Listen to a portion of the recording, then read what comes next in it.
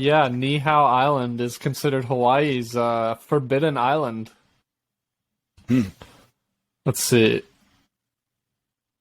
None of Hawaii's treasured shorelines are quite as untouched as those of Niihau. I'm just going to say that. That's what we're calling it. Sorry if that's wrong. Correct. If you're from Hawaii or you know it, correct us in the comments. Known to locals and foreigners as the Forbidden Island, even though it's close to modern civilization, in 2018 there are still no roads or running water, and the village runs solely on solar-powered electricity. Wow. The islanders there only speak their traditional dialect of Hawaiian, and the entire island operates in a completely self-sustainable way by growing, foraging, and hunting for their own food. This island, free of the restrictions of modern time, has earned a respectable spot on every curious traveler's map due in most part to the Shroud of Mystery. So, the history of the island is pretty interesting too. In 1864, this Scottish woman, Elizabeth Sinclair Robinson, and a plantation owner in New Zealand bought the island together from King Kamehameha V and the Kingdom of Hawaii for $10,000. They bought the island. In what year? 1864. They paid $10,000 for it. With this exchange, Miss Robinson promised to preserve the kahiki, or native Hawaiian culture. The natives of the main village, Pu'uwai, spoke a dialect that was a variation of Hawaiian and continued to practice hula. The dance was used as entertainment for special occasions and a way for them to preserve and pass on their history. Land was not considered property to the natives of Hawaii, and this allowed the islanders to live freely and without having the responsibility of renting or leasing land. Wild sheep, boar, and cattle roamed the land as well and were merely considered neighboring inhabitants on the island. Considered a Hawaiian dream for times, travelers were permitted to visit and observe the culture and community. Almost a century later, in 1952, outsiders were forbidden due to a polio outbreak among the Hawaiian Islands. In order to protect the natives, the Robinson family decided to revoke visiting rights to anyone who did not live on the island. And although the polio epidemic is over, the island of Niihau is still off limits to the general public, and visitors require an invitation from the Robinson family to come there. Wow. Today, it sits just off the western coast of Kauai, which that's considered one of the more wildernessy islands you can go to visit. The 100 or so people that live on Niihau are for the most part self-sustaining. They are able to grow, find, and hunt whatever they might need on a day-to-day basis. But living in a very arid climate, the people of Niihau still rely on resources from Kauai to survive. To make money from the outside world, locals rely heavily on tiny Niihauan shells that are scattered along the beaches of this small island. This shell was once considered to be the flower of Niihau, as the temperature was not ideal for flowers to grow there. It sometimes takes people a number of years to work to create Niihauan shell leis, which are considered extremely valuable all over the world. So they got like special shells. Wow. Let me see now, what they look like. Oh yeah, that's true.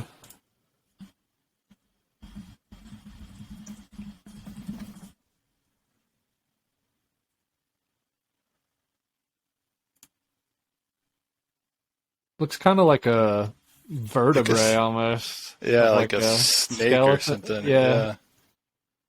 Interesting. Let's see. Even now, today, the Robinson family continues to support and provide for the Niihauans by facilitating trade for their goods. Perhaps it's in their blood. The family holds steadfast to their ancestors' promise by not only preserving the culture and traditions of native Hawaiian people, but also by making a large effort to protect the endangered plants, flora, and fauna that are native to the islands of Hawaii. The family also continues to commit to the preservation and cultivation of the life and culture of not only Niihau, but the rest of Hawaii as well. So today, though the population is able to preserve their traditional culture, interest from travelers has put the island in the spotlight. Aside from a rare and sought-after personal invitation from the Robinson family, the island is off-limits to outsiders. Many tours are available from Kauai that take visitors close enough to the island itself with options of boating and snorkeling in the waters around it. But understanding the immense intrigue by the outside world, the Robinson family allows visitors a small taste of Niihauan life. The family provides helicopter tours of the island, landing on Nanina Bay away from the village of Pu'uwai. They also offer hunting safaris to the more adventurous travelers that are interested in experiencing something very traditionally Hawaiian. That's pretty cool. That'll be interesting to do a hunting trip on that island. Yeah, that's crazy. But there's also one other cool story when I was reading about this place that I dug up. That so you've heard about Pearl Harbor? You remember that, right? Mm-hmm. That was in Hawaii. It was attacked, Pearl Harbor. Right. But there's a story about a Japanese war pilot that crash landed on Niihau during the Pearl Harbor attack, and it's really interesting. Wow. So during the December 7th, 1941 attack on Pearl Harbor, Japanese pilots were given instructions that if they were in trouble to fly 30 minutes to Niihau, a small island off Kauai they thought was uninhabited, and wait for a submarine to pick them up at night. One first-class Japanese Zero pilot, Shinganori Nishikaichi, I think I nailed that, would need to stop in Niihau. The island of Niihau, however, was not uninhabited. Purchased by the Robinson family in 1864 and passed down the family line, Niihau was an undeveloped island that had 200 or so residents at the time, mostly native Hawaiians. Nishikaichi's role in the attack on Pearl Harbor would have been combat air patrol over Pearl Harbor, but his plane was losing fuel, so he made it to Niihau, where he crash-landed. We think his gas tanks were hit, did not explode, Rod Bankston, the director of Exhibits, Restoration, and Curatorial Services at the Pearl Harbor Aviation Museum, told SF Gate. So he made his way down to Niihau, and as he was coming in, his landing gear either hit a fence and were sheared off, or he landed in a field that had been plowed on purpose with big ruts across it to keep planes from landing and that had ripped off the gear. There was no way for his plane to fly again. Hawila Howard Kaleohano, a 30-year-old ranch hand, was the first one to reach the crash site. He took Nishikaichi's pistol and documents, including a map of Oahu, charts, and other military documents, out of the plane and held them in his possession. He could speak little English, Kalehano later said in a 1946 article in the Honolulu Advertiser, but he didn't say anything about the war or the attack on Pearl Harbor. Unaware of the Pearl Harbor attack, the Niihau residents took care of Nishikaichi as they would any other downed pilot. Because he spoke Japanese, the residents sent for the island's beekeeper, Ishimatsu Shintani, to interpret what the pilot was saying. However, the beekeeper became alarmed and upset upon hearing what the pilot had to say and left without translating. Wow. Next, the Niihauans reached out to the island residents of Yoshio and Irene Harada, who were also of Japanese descent, and they talked to the pilot, who told them about Pearl Harbor, and that he wanted his weapon and papers returned. For unknown reason, the Haradas decided to keep what he told them about the Pearl Harbor attack a secret. They did tell Kalehano that Nishikaichi wanted his weapon and papers back, and Kalehano said no. You dirty motherfucker. I'm off here for one episode and you do Pearl Harbor. This is not Pearl Harbor. I can't Peripherally related. I can't believe you would do this shit, dude. This is a side event during the Pearl Harbor attack. I can't believe you would cover Pearl Harbor, dude. That's my beat. I did a whole episode on that well, shit. I told you I was going to be a good episode. Walker. Scouts here. We're having a chat after so this the pod. guy landed, got captured, and the guy who found him is refusing to give his weapons and papers back. So With still no knowledge of the Pearl Harbor attack or any threat to their town, the Niihau residents were hospitable to Nishikaichi. They felt they had rescued this guy. They had his papers and gun because they weren't quite sure what was up, but they didn't expect anything. Most of them didn't even think about it. So they treated him to a luau and were singing songs and having a great time. And he, the pilot, sort of adopted the attitude that he was just going to wait for his Japanese submarine to show up and look out for anybody that made their way to the island as a downed Japanese aviator. What he did not know is that all the Japanese submarines had been ordered not to go to Niihau, but rather to attempt to patrol for any American ships that went out that night. It may be that they didn't know anybody went to the island and had crashed there. News finally came later that night through a battery-operated radio that Pearl Harbor had been attacked, and the Niihau residents realized that they had an enemy fighter pilot in their village. And they immediately beat him to death. The residents were unsure what to do. The owner of the island, Alamar Robinson, was on Kauai, and there was no way to contact him. In the end, the residents held Nishikaichi under house arrest at the Haradas and placed a guard outside. Even so, Nishikaichi found a way to sneak back to his plane and set it on fire in an attempt to destroy it so it could be of no use to the U.S. government. His orders were to destroy his plane and his documents, which he failed to maintain should he be captured.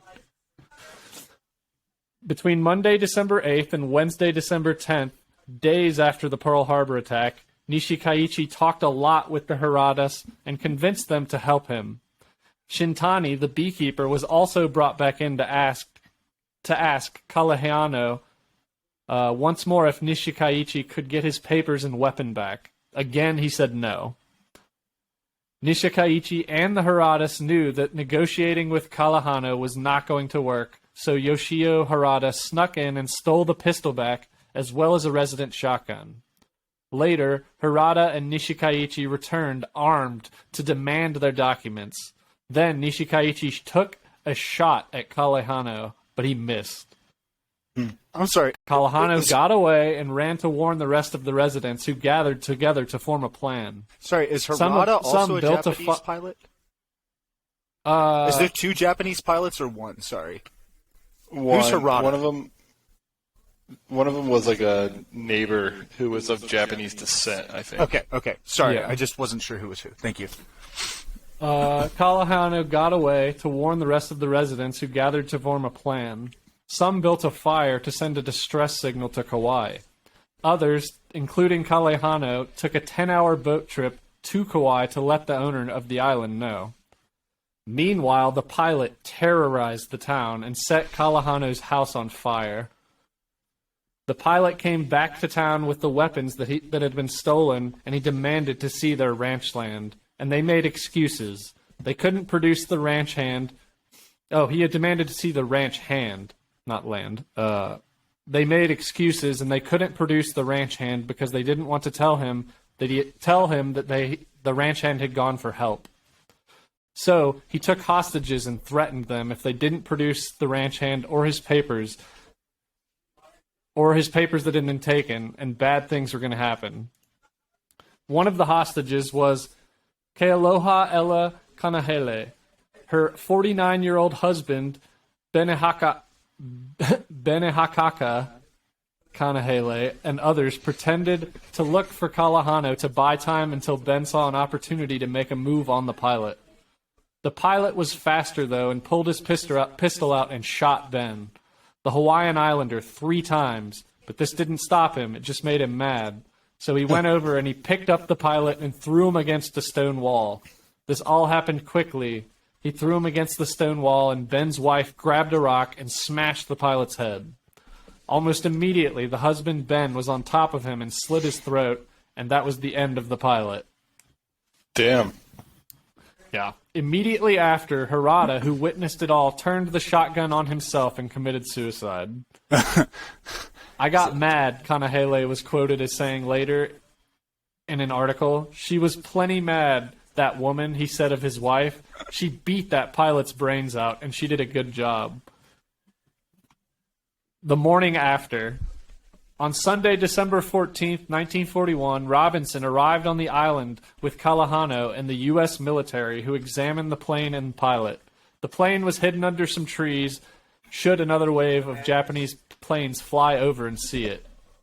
Sorry? Irene, Harada's wife, was imprisoned at the Honolulu internment camp on Oahu. Returning to Kauai 33 months later, she returned to Kauai 33 months later. Shintani, the beekeeper, was interned at a camp in the continental U.S. He later returned to live on Niihau again. Kalahano, the ranch hand, was awarded the Medal of Freedom. Ben Kanahele recovered from his wounds and received a Medal of Merit and a Purple Heart. I feel like that guy should also get a medal for that. Right. In 2006, the story of the Niihau incident was pieced together by the Pearl Harbor Aviation Museum's restoration expert for an exhibit. By interviewing people on the island and visiting the sites, the exhibit and what's left of the deteriorated plane, parts of the engine, wings, and fuselage can be seen there today. Oh, that'd be cool. That'd be a cool was the sight to story see. of a Japanese pilot crashing on Niihau and taking him hostage for a couple days. Yeah, that's crazy. Yeah, pretty interesting story. So where is Niihau? Is that a pretty remote Hawaiian island? Yeah, it's like it was bought by a Scottish family, the Scottish family called the Robinsons, and for like $10,000. Is it like a private island or whatever? Kinda, yeah. They are not allowed. Yeah, you're not allowed to go there unless you're specifically invited by the Robinson family. Yeah. Okay, I have heard of this recently. And at this point, it seems more of like allowing people to interact with the population would be just very dangerous for their health because they've been isolated for so long. Like, is the population native or are they? Yeah, they're native. It's all native Hawaiians. Oh, okay. They speak Hawaiian. Like, yeah, they don't have any roads or running water on the island. It's like super rural, sustainable living. That's dope. And then a Japanese beekeeper. Yeah. Well, he's probably dead by now, right? He definitely he shot himself with a shotgun.